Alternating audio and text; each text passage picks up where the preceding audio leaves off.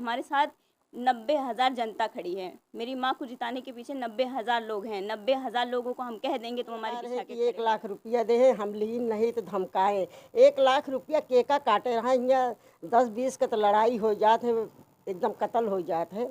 1 लाख रुपया फर्जी आरोप। यही करना है, प्रशासन के दबाव में ही चुनाव लड़वाना है, तो इससे अच्छा है तो आप चुनाव लड़वाओ ही मत ना, एक तरफा चुनाव कर दो। हमारे साथ जो गलत किया जा रहा है आप हमारे साथ लड़िए, क्योंकि हमारे विधानसभा में हमें बहुत तकलीफें हुई थी, बहुत दिक्कतें हुई थी, लेकिन पूरी विधानसभा हमारे लिए खड़ी थी। अब हमारी यही निवेदन है कि पूरा जितने भी हमारे मतदाता हैं वो हमारे लिए खड़े हों। अगर हम उस जगह होंगे तो हम आपके लिए, क्योंकि हम लड़ते हैं।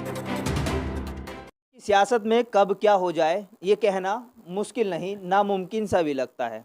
लेकिन जिस तरीके से विधायिका जी यानी कि महाराजी प्रजापति ने चुनाव जीता, उससे अमेठी की जनता में और अमेठी के लोगों में खलबली सी मची हुई है।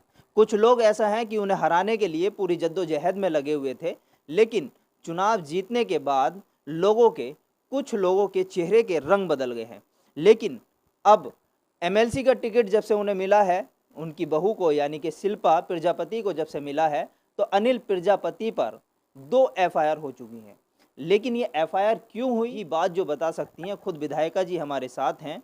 इनसे हम जानने की कोशिश करेंगे कि आखिर ऐसा क्या हुआ कि एमएलसी का टिकट मिलते ही आप पर एफआईआर होनी शुरू हो गई। पहले तो आपका बहुत बहुत स्वागत कि आपकी को जो है जनता ने चुना और जनता ने चुनने के बाद आपको भेजा और अब एमएलसी का टिकट भी आपकी बहू को मिल गया। क्या लगता है कि कुछ फर्क पड़ रहा है उन चीज़ों से आपको? पहले तो मैं जनता को बहुत बहुत बधाई दे रही हूँ कि जनता हमारी खुद लड़ी हमारे साथ। हमारी जीत हमारी जनता की जीत है। आई फर्जी मुकदमा जब से एमएलसी का टिकट मिला मेरी बहू को, शिल्पा प्रजापति को, तब से फर्जी मुकदमा सब लगाए रहे हैं। मेरे जो दुश्मन हों वो लगाए रहे हैं। हमारे बेटा जिस दिन का मतलब FIR हुआ है उस दिन चंदिकन कालकन देवी पाटन 8 बजे तक का मेरा बेटा हमारे साथ हमारे घर आया था। और 1 घंटा का रास्ता पड़ता है मुसाफिर खाना, वो कैसे 8 बजे हुआ हमारा बेटा पहुंच गया।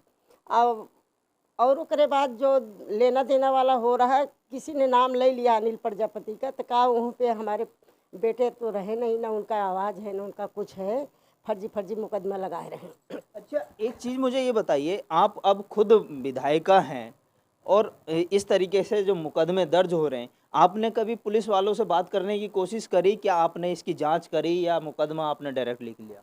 हमने दरखास्त कल दिया है SP कार्यालय पे और सुल्तानपुर में दिए थे। 2 दरखास्त हमने दिया है कि एक जांच करके FIR करें। ऐसा नहीं है हमारी बहू 26 तारीख से गई है लखनऊ, उस दिन से आई नहीं। अब मेरा बेटा भी वहीं पे है, अनुराग प्रजापति वहीं पे हैं। फर्जी मुकदमा लगा रहे हैं कि 1 लाख रुपया दे, हम लीन नहीं तो धमकाए। 1 लाख रुपया केका काटे रहा, यहाँ 10-20 का तो लड़ाई हो जात है, एकदम कत्ल हो जात है। 1 लाख रुपया फर्जी आरोप लगा रहे हैं। बताओ, हमारी बहू यहाँ पे है नहीं, मेरा बेटा यहाँ पे है नहीं, हम सब प्रचार में अभी निकले नहीं, हम तो बस यहीं से प्रचार कर रहे हैं। ये सब हमको मतलब डिस्टर्ब करे के लिए ये सब कर रहे हैं कि ये सब डिस्टर्ब ही में रहें, परेशान रहें, जनता के बीच में न जा पाएँ, जनता से कह न पाएँ, इसीलिए ये सब हो रहा है। हमारी यही अपील है जनता से, जो मतदाता हैं, कि हम हाथ जोड़ के निवेदन कर रहे हैं, मेरी बहू शिल्पा प्रजापति को एक वोट से जिताए, हम उनके लिए खड़ी रहेंगे। तो जिस तरीके से अभी बताया कि ये खुद विधायिका जी बता रही हैं कि उनका बेटा उनके साथ था कि जब उन पे ये आरोप लगे, एलिगेशन लगे। अब उनकी बहन अनिल प्रजापति की हमारे साथ हैं, उनसे भी ये जानने की कोशिश करेंगे कि आखिर क्या ऐसा माहौल बना कि उन पर एफआईआर दर्ज हुई। अंकिता जी, जिस तरीके से बताया जा रहा है कि एफआईआर दर्ज हुई और SC ST का जो एक्ट उन पर लगा है और यानी कि पैसा देकर के वोट खरीदने का भी आरोप उन पर लग रहा है, क्या लगता है आपको कि ये आरोप कहाँ तक सत्य है? ये जो आरोप लगा रहे हैं वो फर्जी लगाया जा रहा है। मेरी भाभी शिल्पा प्रजापति MLC की प्रत्याशी हैं समाजवादी पार्टी से, तो जब मेरी भाभी को वो टिकट मिला तो उसके बाद पूरा माहौल बन गया, यहाँ से लेके सुल्तानपुर दोनों ज़िलों में ऐसा माहौल बना है कि इनकी बहू सीट निकाल ले जाएंगी। लोगों का समर्थक भी है हम लोगों के लिए। तो जब माहौल बना तो लोग जो हमारे एंटी हैं, जो विरोधी हैं, उन लोगों को डर लग गया कि अब हम लोग क्या करेंगे। और मेरे भाई पे सबसे पहले दिन ही नामांकन के दूसरे दिन मेरा भाई एक दिन प्रचार करने के लिए निकला, उसी के दूसरे दिन मेरे भाई पे SC एक्ट लगवा दिया गया है। और एक ऑडियो रिकॉर्डिंग का पहला मुकदमा ऑडियो रिकॉर्डिंग का किया गया जगदीशपुर में। हम पूछते हैं इतना कि अगर मैं किसी से बात कर रही हूँ, ठीक है, तब उस पर आप मुकदमा रखिए कि हम लोग लालच दे रहे हैं। 2 आदमी उसमें बात कर रहे हैं, उसमें मेरे भाई का कोई नाम ले लेगा तो क्या मुकदमा दर्ज हो जाएगा? क्या प्रशासन इतना भंग हो चुका है कि उनको दिखता नहीं है कि FIR किस लेके, मतलब FIR तो ऐसे हो गई है कि जैसे लग रहा है कि थाली में खाना परोसा जा रहा है, लो तुम भी खाओ, लो तुम भी खाओ, लो तुम भी खाओ, कोई जांच की नहीं। ऑडियो रिकॉर्डिंग पे उन्होंने FIR दर्ज कर ली और फिर दूसरा FIR उन्होंने कर दिया क्योंकि यहाँ पे SC एक्ट लगवा दिया कि हमारे यहाँ आए थे। ये नामांकन के दिन मेरा भाई मंदिर दर्शन करने हम लोगों के साथ परिवार सहित हम लोग दर्शन करने माता रानी का आशीर्वाद लेने गए थे। 8 बजे तक वो मंदिर में थे। हम लोगों ने CCTV कैमरे की रिकॉर्डिंग निकलवा ली कि 8 बजे के वो लगभग बता रहे हैं कि 8 बजे के लगभग वो हमारे पास आए और हमें धमकाया, डराया, ये किया। 8 बजे के लगभग मेरे भाई मंदिर में थे। तो क्या अनिल प्रजापति डबल रोल तो है नहीं कि यहाँ भी हैं वहाँ पे भी हैं। वो CCTV कैमरे की हमने रिकॉर्डिंग SP साहब को दे दिया है, हमने रजिस्ट्री भी करवा दी है कि इस पर जांच करी जाए। अभी उस पर कोई कार्रवाई नहीं हुई है, कुछ भी नहीं हुआ है। जबकि जब आपको हम एविडेंस दे रहे हैं तो आपको मुकदमा खारिज कर देना चाहिए, कोई मतलब नहीं होता है। क्योंकि अनिल प्रजापति यहाँ है, मुसाफिर खाना यहाँ से 1 घंटे की दूरी पड़ता है, वहाँ नहीं चले जाएंगे। फिर ये हुआ, फिर इससे भी प्रशासन का पेट नहीं भरा, विरोधियों का पेट नहीं भरा। तो मेरे एक और भाई हैं, इलेक्शन पूरा देखते हैं, अरुण प्रजापति, उनके ऊपर 307 का मुकदमा कर दिया गया। अब मैं पूछती हूँ 307 का मुकदमा उस पर किया जा सकता है जिसके शरीर पे गहरी घाव हो, कि मारने की कोशिश करी गई है। उस इंसान के ऊपर जिसने FIR दर्ज कराई, एक खरोच नहीं आई है कि वो गिर गया हो नीचे, एक खरोच तक नहीं आई है। उसके बाद भी 307 का मुकदमा वो कोतवाली में बैठ के वो लिखवा दे रहे, दरोगा लिख ले रहे हैं। हमको समझ नहीं आता कैसे लिख लिए, जब वो इंसान, आप आंखों से अंधे हो गए हैं, उस इंसान पे घाव नहीं हुआ, मेडिकल भी नहीं हुआ। मेडिकल कराता है, उसके बाद जब डॉक्टर लिख के देता है कि हाँ इनकी चोट गहरी है, उसके बाद FIR दर्ज किया जाता है। 307 का मुकदमा हल्का मुकदमा होता है? इतना भारी मुकदमा आप लगा दिया हमारे भाई के ऊपर। उस इंसान के ऊपर खरोच नहीं है, क्या कोतवाली में दिख नहीं रहा था कि वो इंसान घायल नहीं है? लेकिन 307 का मुकदमा लगा दिया। और इसका भी एविडेंस हमारे पास है, हमारे घर में CCTV कैमरा, जब उसने टाइमिंग बताई उस टाइमिंग की हमने CCTV कैमरे की फोटो निकाली। वो आदमी सिर्फ आया और गाड़ी मोड़ के चला गया और कह रहा है कि हमें, हमारे लोग उसको रोक रहे थे कि भैया तुम हो कौन, हमारे घर में क्या कोई हमारे कार्यालय पे ऐसे घूम के चला जाएगा? वो आएगा तो हमारे यहाँ जो लोग रह रहे वो तो पूछेंगे उससे कि तुम भैया कहाँ से आए हो, कौन है? वो हमारे लोग उसको कहे कि रुको भैया कौन हो। वो गाड़ी अंदर घुमाया और गाली गलौज करते हुए निकल के भाग गया। उसकी हम लोगों के पास रिकॉर्डिंग है, अभी हम आपको दिखाएंगे कि वो देखिए कैसे आया और चला गया। हमने इसका भी शिकायत करी कि हमारे पास एविडेंस है, उसकी जांच करी जाए। कोई भी आके चला जाएगा और कहेगा हमारे घर पे कोई आके लोकेशन कहेगा, वो सिर्फ लोकेशन देने के लिए कि हम वहाँ पे एरिया में थे, इसलिए वो आया और आके अंदर से चला गया। लेकिन हम वो भूल गए हमारे यहाँ CCTV कैमरे लगे हैं भाई। हम एक पद पे, हमारे हर घर में, यहाँ से लेके कार्यालय जहाँ जहाँ हमारे घर में है, वो वहाँ पे अभी दिखाएंगे, वहाँ पे हम लोगों का पूरा CCTV कैमरा है। भूल गए हैं, वो आके चले जाते हैं, उनको लगता है कि फर्जी मुकदमा करा लेंगे। अभी आप करा दे रहे हो भाई, प्रशासन का दबाव है, अभी आप करा दो, लेकिन बाद में तो आप पकड़े जाओगे। जब हम लोग मानहानि का दावा करेंगे तब आप कहाँ से करोगे?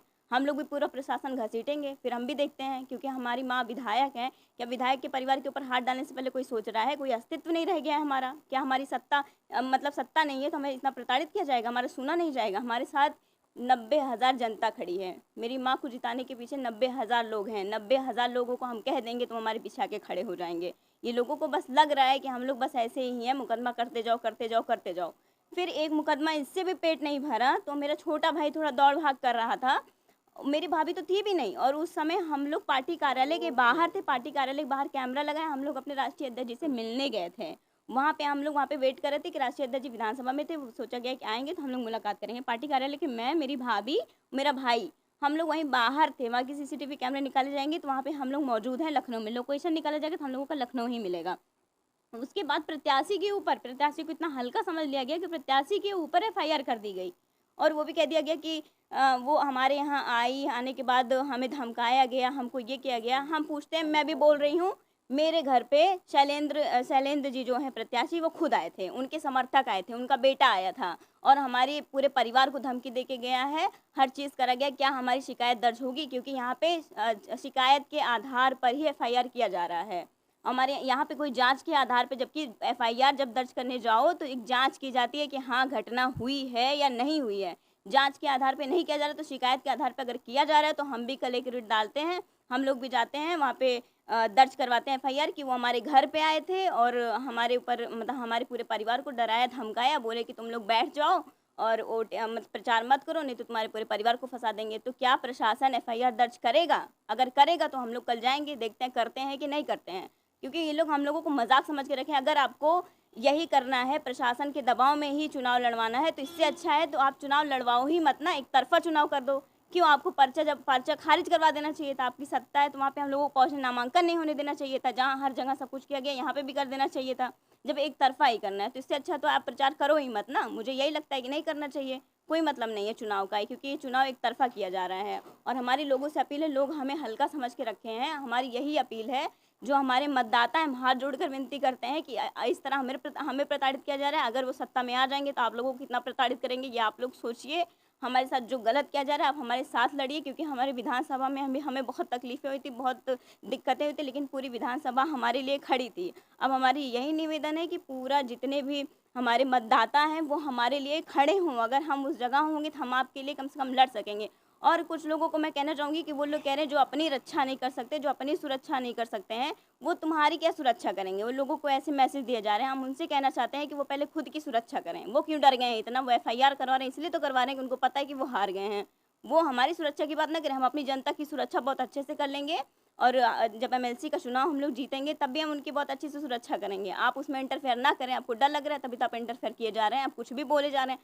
हमारे चुनाव आयोग से भी यही निवेदन है, यही मैं विनती करूँ, चुनाव आयोग को मैं एप्लीकेशन दूंगी कि इस पर कार्रवाई की जाए। हमारे यहाँ लोगों को, सारे वोटरों को धमकाया जा रहा है, बोला जा रहा है कि हम चिन्हित वोट कर लेंगे, हम वोट को चिन्हित करेंगे और उसके बाद जो जो वोट दिए होंगे उनको हम बताएंगे। अगर वो हमारे फेवर में वोट करेंगे उनको बताया जाएगा।